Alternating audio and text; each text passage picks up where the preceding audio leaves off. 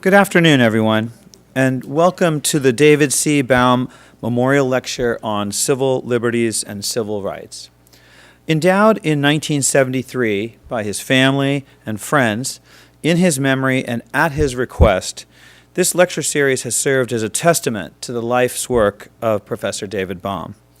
After graduating from Harvard College and Harvard Law School, Professor Baum clerked for Justice Walter Schaefer of the Illinois Supreme Court. He then practiced law at Ross, McGowan, Hardee's, and O'Keefe in Chicago before joining the Illinois law faculty in 1963, where he taught until his death a decade later in 1973. There is scarcely a day that goes by that I don't walk by Professor Baum's photographic portrait in the hallway outside the Dean's Suite and think about him and thank him in my head for his many contributions and lament that I had never had a chance to meet him in person.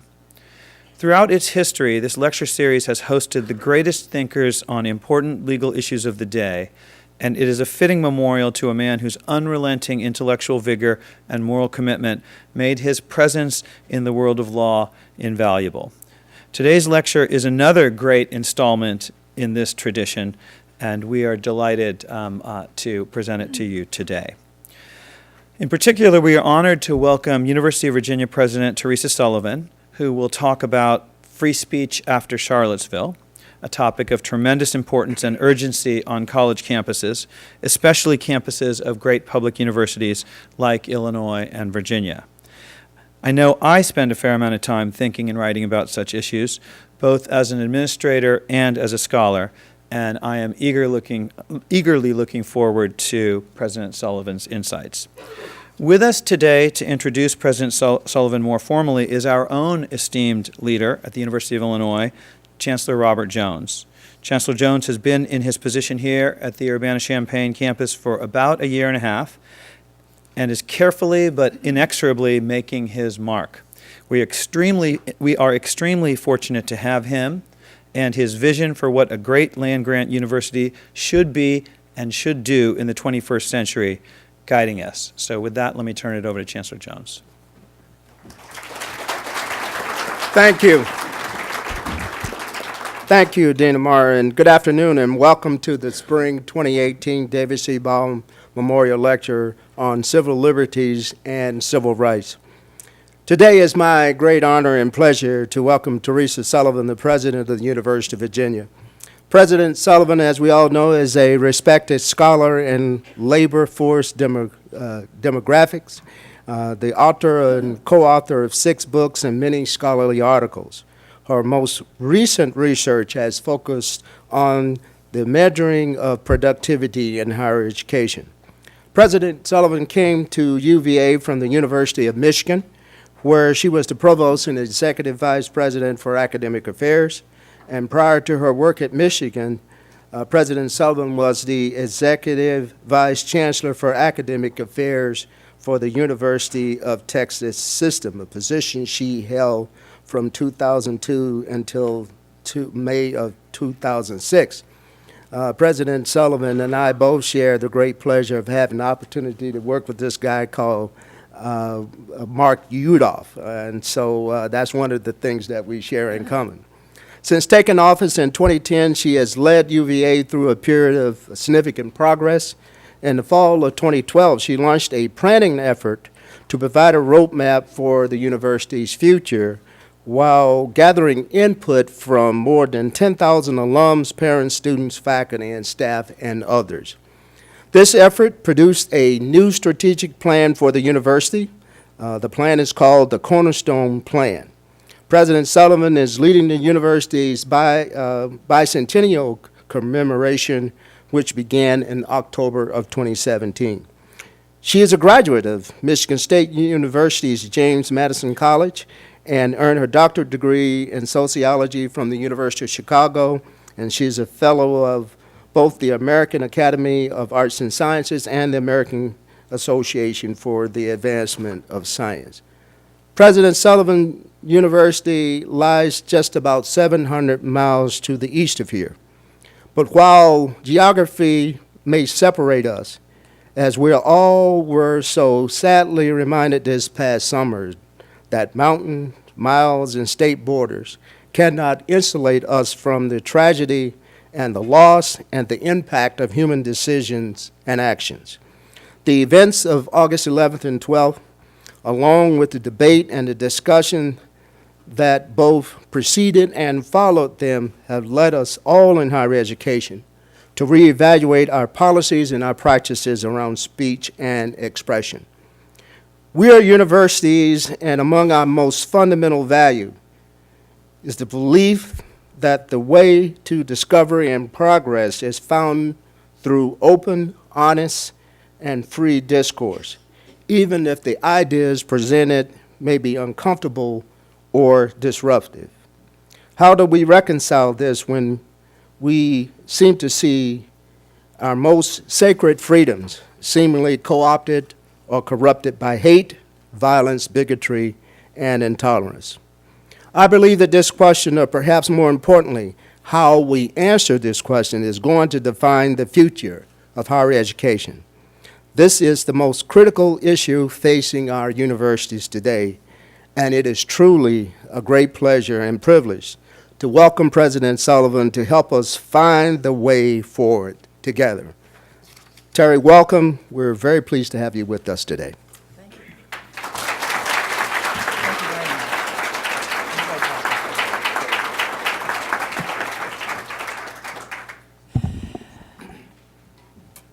Well, good afternoon, everyone. I am delighted to be with you to deliver the David C. Baum Memorial Lecture on Civil Liberties and Civil Rights. By all accounts that I've heard, Professor Baum was a gifted teacher, a talented lawyer, and a man of great passion and character. So I'm honored to deliver this year's lecture that bears David Baum's name, and I'm grateful to Chancellor Jones and Dean Amar for inviting me.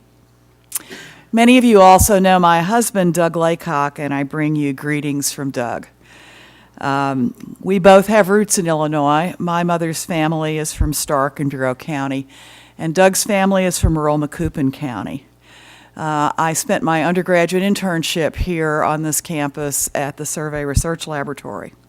And it's been my pleasure to return to this campus on numerous occasions through my scholarly career. So thank you for having me back again.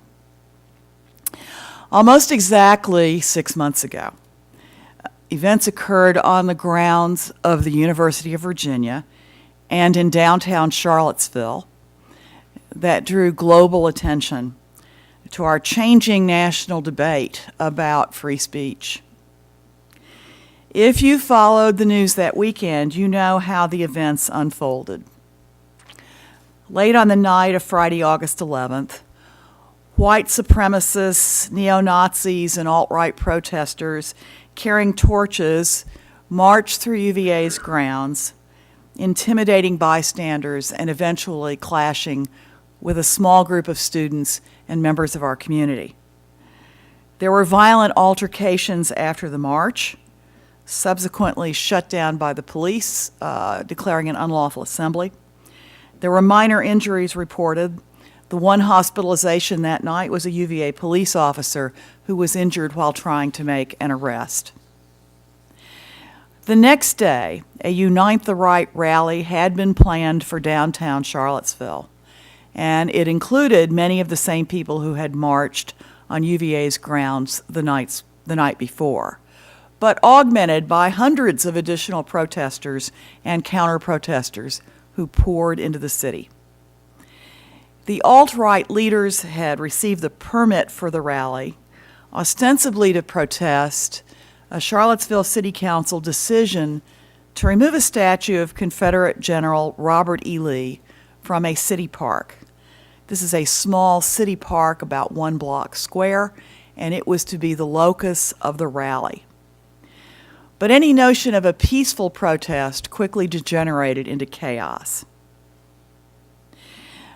The rally, which was scheduled to begin at 12 noon, actually saw many protesters beginning to gather as early as 7:30 in the morning.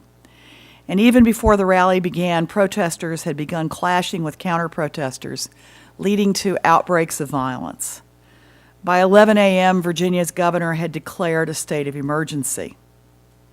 Subsequently in the afternoon, one young woman was killed when a man drove his car into a crowd of counter-protestors, backed up the car, and drove into them again.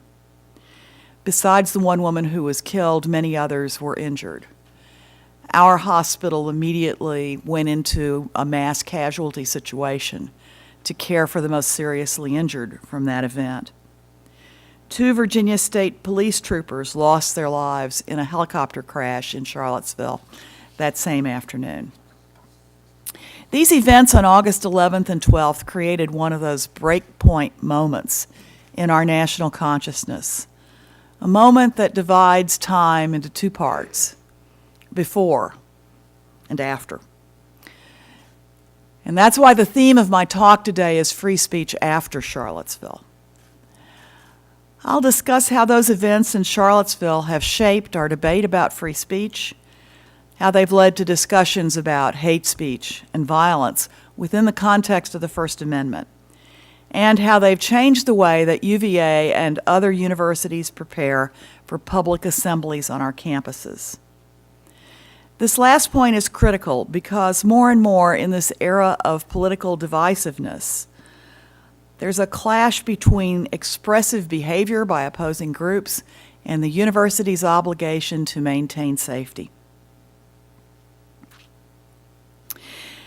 At UVA, when we learned about the Unite the Right rally and the possibility that the protests might spill onto our grounds, we went about our preparations within a certain historical context shared by many colleges and universities.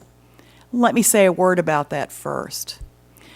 There was an essay in the Chronicle of Higher Education last week which said that the University of Virginia had not paid any attention to this rally and that we were not prepared for it. In fact, we had had daily meetings for nearly 2 weeks for what we thought we were preparing for. The problem was the events that unfolded were not exactly as we had prepared for it.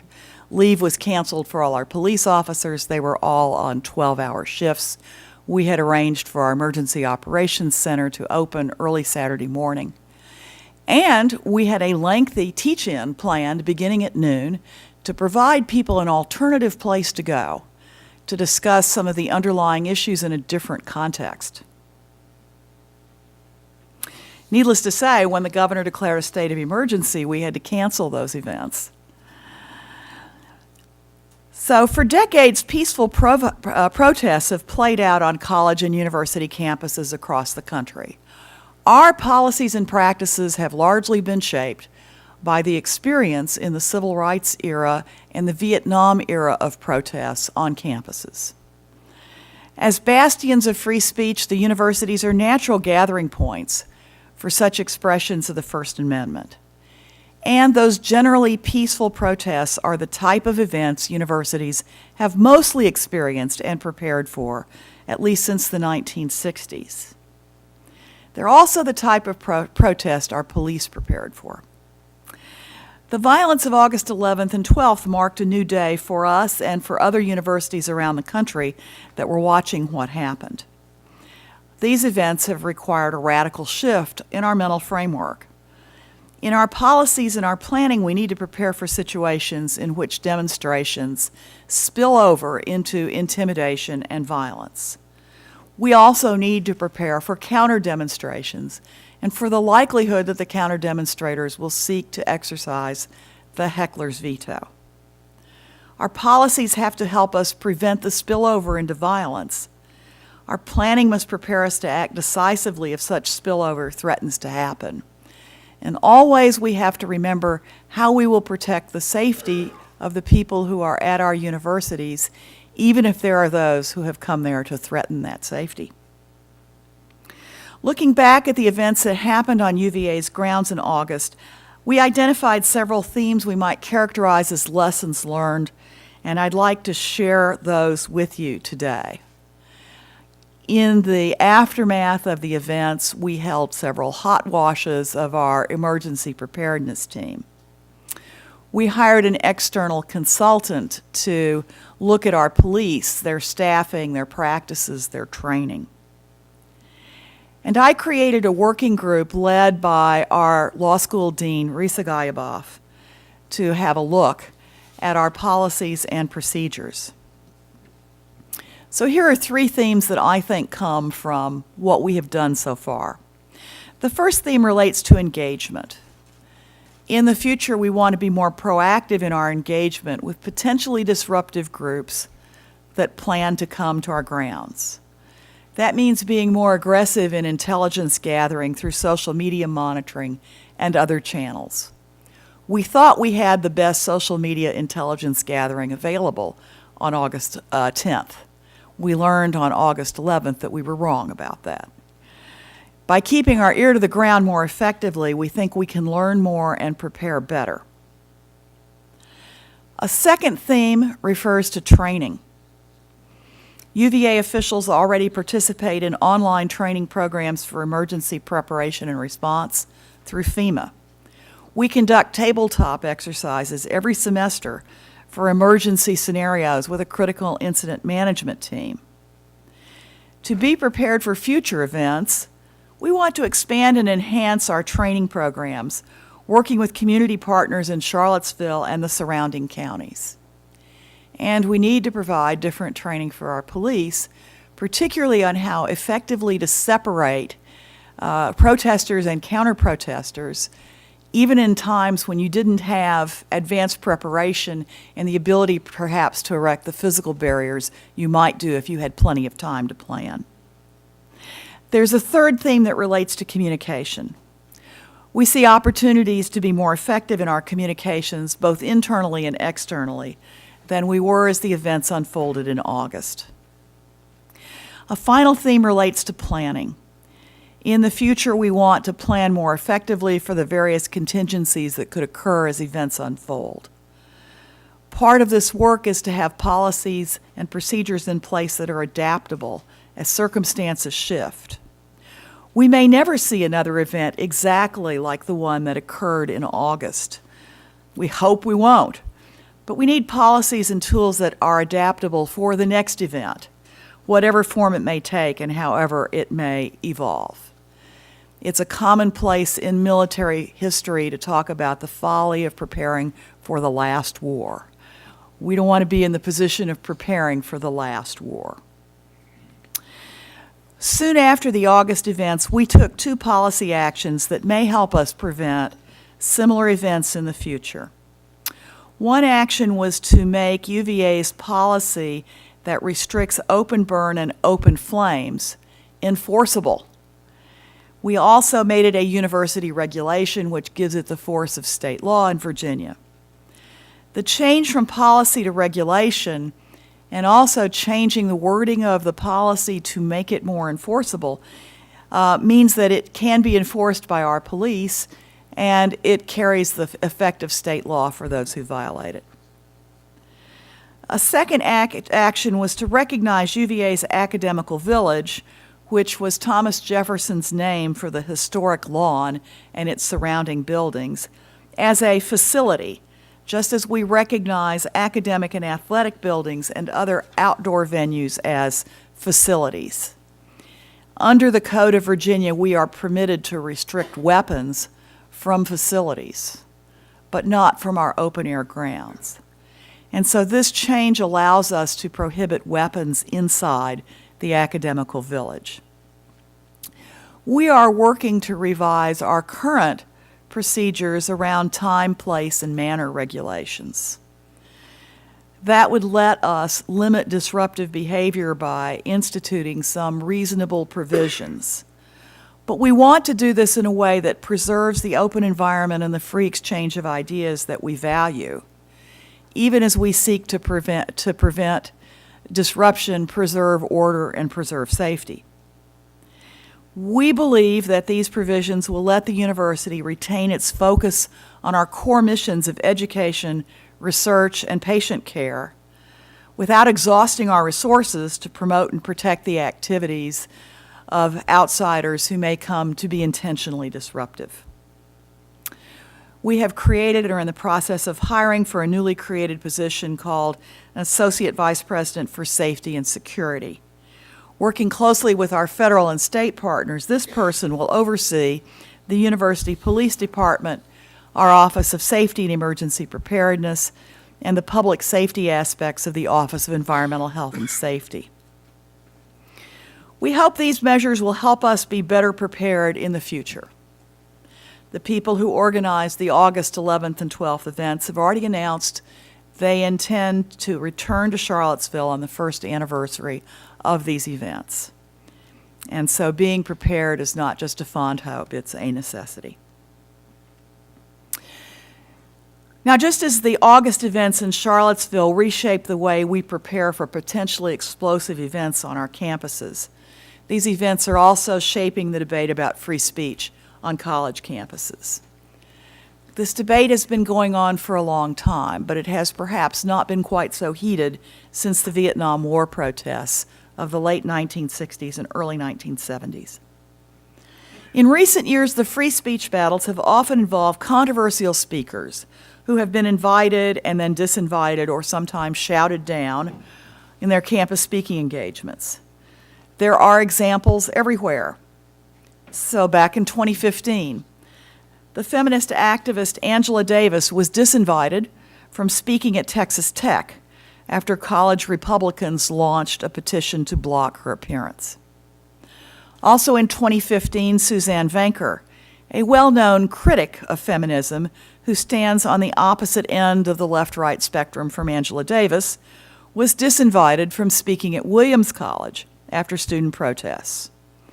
Ironically, Venker was to appear as a speaker in a series called Uncomfortable Learning. It was designed to expose students to political and personal views that contrast with their own. Apparently, Ms. Venker's views were a little too uncomfortable for the students at Williams.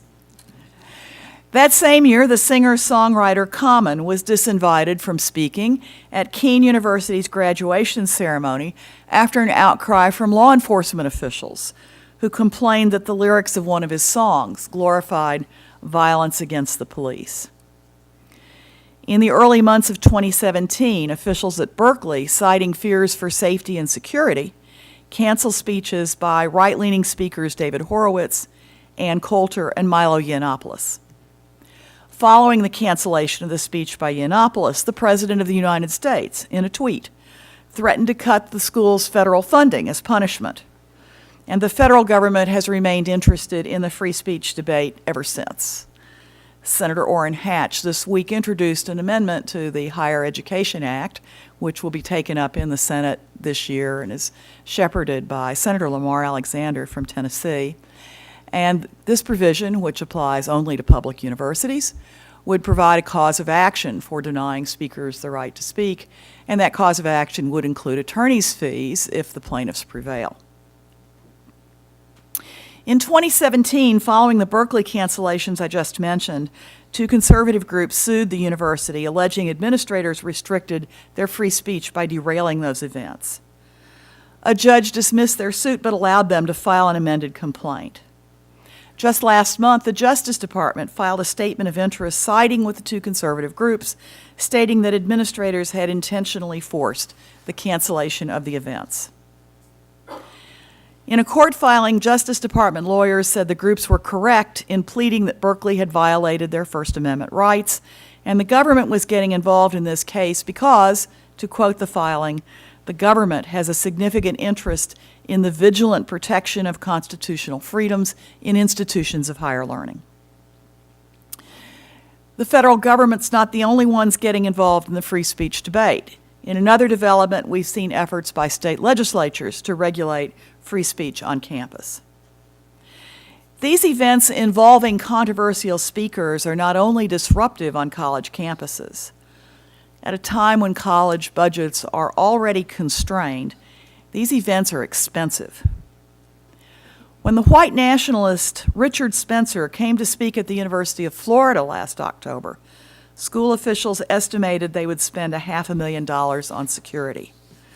My understanding is that was an underestimate. They ended up spending $600,000.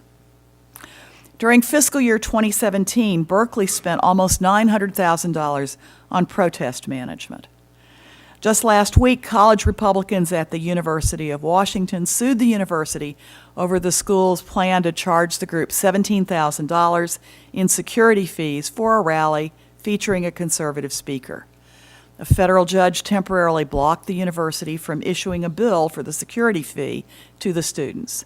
The judge said the security fee could have a chilling effect on free speech. You'll notice from the list of disinvited and shouted down speakers that I've mentioned, there are those who both lean hard left as those who lean hard right. They include feminists and anti-feminists. They range from the extremely liberal to the extremely conservative. And that reveals an interesting element of the current battle. The attack on free speech is not coming exclusively from the right or the left, from conservatives or liberals. Free speech is being attacked from both sides, dare I say, from all sides. I had a firsthand experience with this debate at my own university a couple of years ago. Following the presidential election in November 2016, I sent a message to UVA students, faculty, and staff calling for unity and civility on our grounds after the divisive campaign season.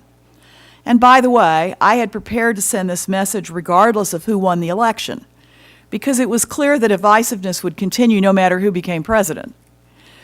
In this message, I urged students not to withdraw from the political process because of any dismay they might be feeling over the outcome of the election.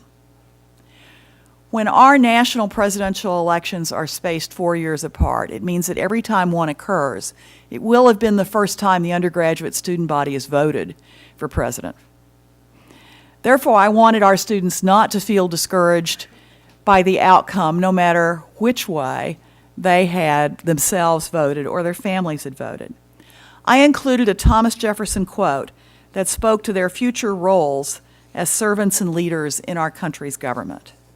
For those of you who aren't aware of it, Thomas Jefferson founded the University of Virginia. So in response, about 500 faculty and students sent me a letter asking me to stop quoting Thomas Jefferson in my messages to the UVA community. They criticized me for using Jefferson as a moral compass, noting his involvement in slavery during his lifetime.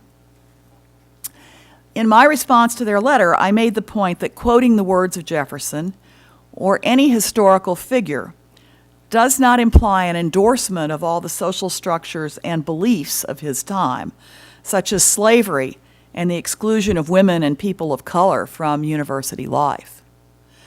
Thomas Jefferson didn't want there to be a president of the University of Virginia, and in fact, there wasn't until 1895. Not only would he be appalled to know that there was a president, he didn't believe women should get a higher education. So for those faculty and students, I made it clear I disagreed with their argument, but I also said that I fully endorse their right to speak out on the issues they care about, including UVA's complicated Jeffersonian legacy. But the story didn't end there. After news of the faculty-student letter got around, our alumni became quite incensed, and it made the national news on several of the news channels. And I was urged by a number of people to pursue a simple solution: fire all of the faculty members and expel all of the students who had signed the petition. So to these people, I had to explain that in a free speech environment, faculty and students had as much right to express their opinions as I did. In other words, after defending my own right to free speech with the faculty and students, I had to turn around and defend their right to free speech from those who wanted to shout them down. To defend free speech in today's divisive environment, you may find yourself in the same situation, standing in the middle ground, holding back attacks from both sides. One of the things which happened after Charlottesville was a sharpening about whether the debate for the First Amendment also involved discussion of the Second Amendment. This is especially true when the protesters bring guns to the rallies. Do the guns then compel you to listen to speech, lest you be shot otherwise? As terrible as the August events in Charlottesville were, We were fortunate there wasn't more violence because there was a great deal of armament present in the city that day. In the week before the rally, a member of the Ku Klux Klan from North Carolina told the media, "Virginia is an open carry state, so our members will be armed." Many of the KKK members and the alt-right protesters did indeed come well armed. But they were not alone. Members of a citizen militia also showed up, supposedly to keep the peace, but dressed in camouflage gear and carrying rifles and pistols. In our open carry state, this was perfectly legal, but it became increasingly dangerous as the tensions began to rise, slurs were exchanged, and violence began to break out. So, does the Constitution protect the rights of citizens to carry guns at public protests, even in open carry states? A recent article in the Hastings Constitutional Law Quarterly argued it may be constitutionally allowable to enact legislation that prohibits the display of firearms during such protests. This article argues that except for rare circumstances, open carry during a protest does not include sufficient elements of expression to constitute symbolic speech. The article further argues the Second Amendment offers no protection to armed protesters because the open carry of firearms during a protest is not a historical right protected by the Second Amendment. There are surely counter-arguments to the opinions expressed in this article, and it is a critical issue to explore because the rally in Charlottesville won't be the last time that protesters bring guns to the front lines of the free speech debate. To some extent, the open carry might be preferable to closed carry because at least you see the weapons, which you don't necessarily see with concealed carry. By the way, Virginia is both open and concealed carry, so with a permit you can also carry a concealed weapon. Reflecting on the events in Charlottesville, looking back on the long history of the campus free speech debate, we can see this debate is riddled with ironies. Here's one irony. In the 1960s, during the free speech movement that started at Berkeley and spread to other campuses, students were usually the loudest proponents of free speech. Today, students might be the loudest opponents of free speech, and often without even realizing that they are. A 2016 Gallup survey on free expression on campus showed that college students were overwhelmingly in favor of free expression on campus in general, but they were also in favor of restrictions on intentionally offensive speech. That was the term used in the wording of the question. And apparently they saw no contradiction in these 2 points of view. In this environment, some universities have adopted codes or policies that prohibit speech that may offend a group based on race, gender, ethnicity, religion, or sexual orientation. The Foundation for Individual Rights in Education, known by its acronym FIRE, surveyed about 450 schools and found 40% of them had severely restrictive speech codes that prohibit constitutionally protected speech.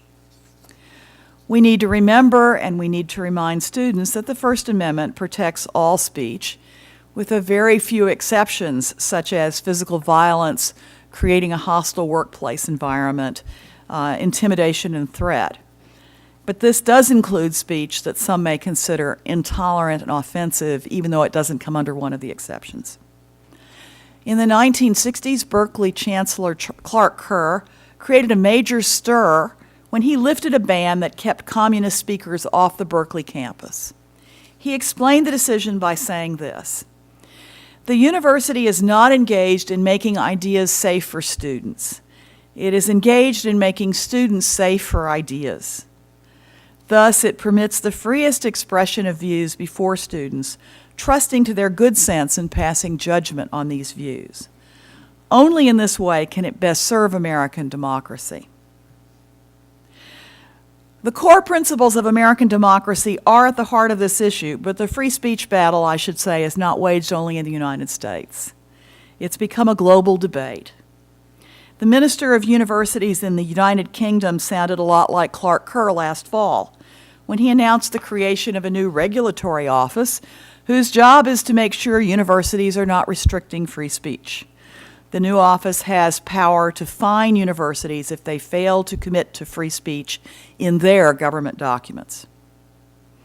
In announcing the new regulations, the minister said, "Our young people and students need to accept the legitimacy of healthy, vigorous debate in which people can disagree with one another.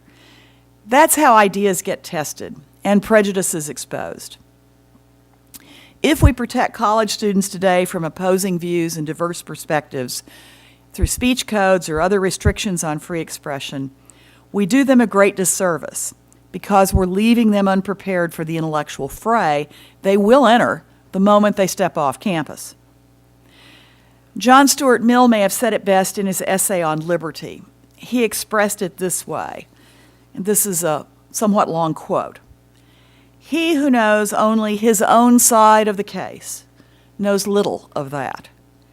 His reasons may be good, and no one may have been able to refute them. But if he is equally unable to refute the reasons on the opposite side, if he does not so much as know what they are, he has no ground for preferring either opinion." A college campus is a natural proving ground for putting free speech principles into practice, because in higher education we believe in two fundamental ideas that do sometimes come into conflict with each other. Because of our commitment to academic freedom, open discourse, and the clash of ideas, we vigorously support free speech. At the same time, in our increasingly diverse campus communities, we urge students and others to show respect for the diverse backgrounds and the diverse viewpoints represented on our campuses. And the trick in these two efforts is finding the right balance. In 2015, PEN America released a report titled "And Campus for All: Diversity, Inclusion, and Free Speech at U.S. Universities." The report concludes that an environment where, quote, "too many offenses are considered impermissible or even punishable becomes sterile, constraining, and inimical to creativity," close quote. The danger for students in shutting out viewpoints that differ from their own is that they follow only the conversations and news feeds in which their beliefs are continually reinforced by those who share their beliefs. By the way, that's generalization doesn't apply just to students. This issue has become so important in the digital age, so important that last fall Berkeley held a symposium focused on free speech in the age of social media. Participants discussed how new media and new digital platforms shape the debate around free speech and sometimes restrict the debate. When social media platforms such as Facebook and Twitter first came to life, they were expected to be forums for free speech and healthy exchange of ideas. But instead, they have often turned into echo chambers in which like-minded people circulate and recirculate their shared set of opinions, never once considering other perspectives. In this way, social media can become an obstacle to the exchange of ideas instead of a passageway.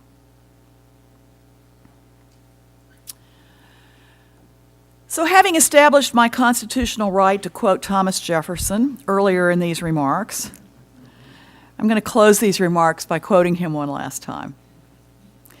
When Jefferson was putting together plans for the University of Virginia, he wrote these words to a friend: "This institution will be based on the illimitable freedom of the human mind. For here we are not afraid to follow truth wherever it may lead." And now listen closely to this last part. "Nor to tolerate any error, so long as reason is left free to combat it." These words from 200 years ago may offer our best solution to the free speech debate today. The solution is to follow truth and tolerate any error, but always to combat those errors with reason, to paraphrase Jefferson's language. UC Berkeley Chancellor Carol Christ echoed Jefferson's ideas in an open letter last August, following the free speech battles on that campus. This is part of what she wrote: "Truth is of such power that it will always ultimately prevail. Any abridgment of argument, therefore, compromises the opportunity to exchange error for truth." The solution is not to restrict speech, in other words. The solution is to encourage speech. More voices, more perspectives from different backgrounds, all free to speak, free to disagree, free to discuss and debate, with the revelation of truth as the goal. The free speech debate shows us one thing for certain. Universities such as UVA and the University of Illinois, more than ever, need to produce graduates who are critical thinkers, but also civil human beings. Graduates capable of listening to all sides of an argument before drawing conclusions, capable of hearing a range of perspectives before reaching a judgment. But we also need to send graduates into the world who are unafraid and who will speak out and express their views, who will tolerate any error but combat every error with reason. This is a high calling for higher education, and it's one we must continue to answer. Here in Champaign, in Charlottesville, in Ann Arbor, in Austin, and in Berkeley, and on every campus where the free speech debate continues to rage. Thank you very much.